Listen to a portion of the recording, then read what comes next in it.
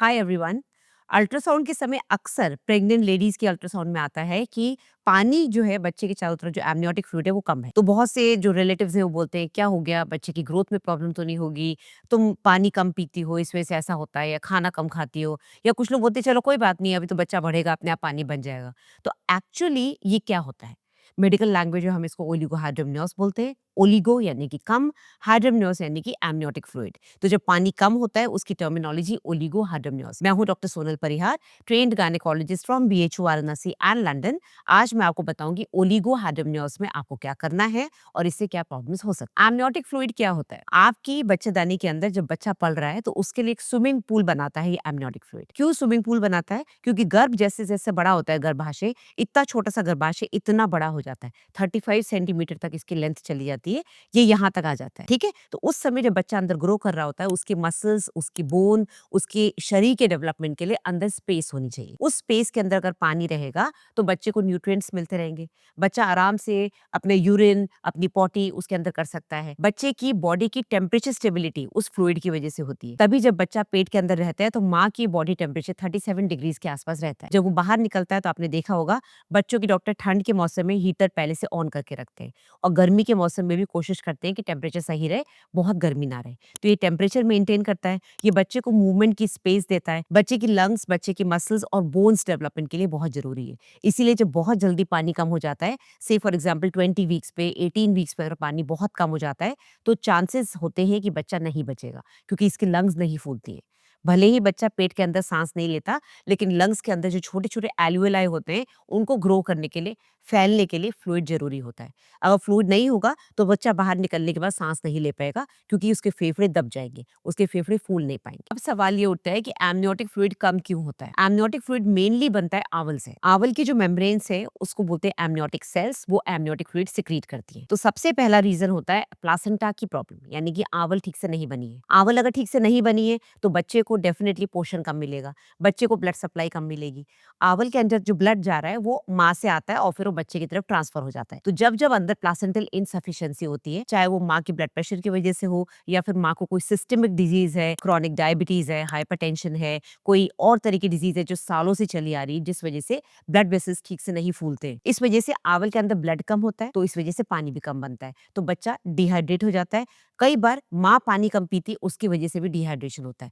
और तीसरा कारण बच्चा खुद होता है, या तो बच्चे की किडनीज में प्रॉब्लम है, क्योंकि एमनियोटिक फ्लूइड आधा आवल से आता है, और 20 वीक्स के बाद जब बच्चा बड़ा हो जाता है उस समय ये जो फ्लूइड है वो किडनी से निकलता है, क्योंकि बच्चा यूरिन करता है तो एमनियोटिक फ्लूइड की क्वांटिटी बढ़ती है।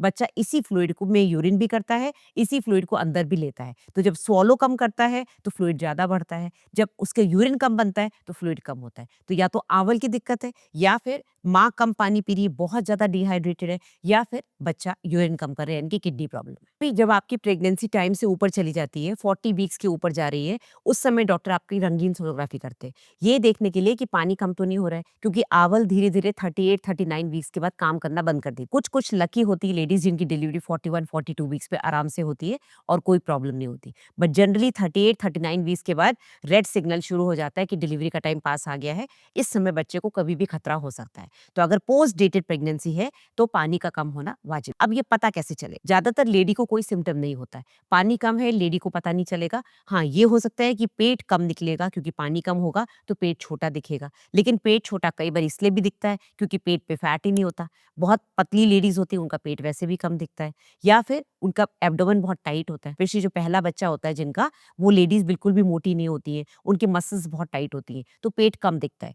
वही जब दूसरा तीसरा बच्चा होता है तो पेट लूज हो चुका होता है, तो जब वो खड़ी होती है तो ऐसा लगता है बहुत बड़ा पेट है, लेकिन वो लेटती है तो पेट छोटा दिखता है। तो ये सारी चीजें हम पहले भी डिस्कस कर चुके हैं। लेकिन अगर पानी कम है तो या तो पेट छोटा दिखेगा, या फिर माँ बोलेगी मुझे बच्चे के मूवमेंट्स कम हो रहे हैं, क्योंकि बच्चे को मूव करने की जगह नहीं है, पानी इतना कम हो चुका है। बट ज्यादातर केसेस में शुरुआती स्टेजेस में जब अल्ट्रासाउंड करते हैं तब डॉक्टर बताते हैं कि भाई हाँ आपका पानी कम हो रहा है, और उसका हम इलाज शुरू करते हैं। तो हर ओलिगोहाइड्रोमनियोस डेंजरस नहीं होता, लेकिन अगर आप रेगुलर सोनोग्राफीज करा रही हैं, आपकी डॉक्टर विजिलेंट है, आप भी विजिलेंट है, कंप्लायंट है, आप डॉक्टर के पास टाइम से जाती हैं, तो ऐसे केसेस में अर्ली डिटेक्शन से हम कई बार कॉम्प्लिकेशंस को प्रिवेंट कर सकते हैं। क्योंकि अगर पानी कम होगा तो जैसे कि मैंने बताया, बच्चे की लंग्स नहीं फूलेंगी, बच्चे के हाथ पैर टेढ़े हो सकते हैं, जिसको हम कॉर्डस इक्वाइना बोलते हैं। कॉर्डस इक्वाइना टैलिपीस वगैरह उन बच्चों में बनता है जिनमें पानी कॉन्स्टेंटली कम रहता है, तो उनके पैर और हाथ हल्के से मुड़ जाते हैं। तो ये डिलीवरी के बाद ऑर्थोपेडिक सर्जन से ठीक कराना पड़ता है। टाइमली ट्रीटमेंट से, प्रॉपर रेस्ट से, प्रॉपर न्यूट्रिशन से, हाइड्रेशन मेंटेन करने से और कुछ अमीनो एसिड के सप्लीमेंट्स लेने से पानी वापस बनना शुरू हो जाता है।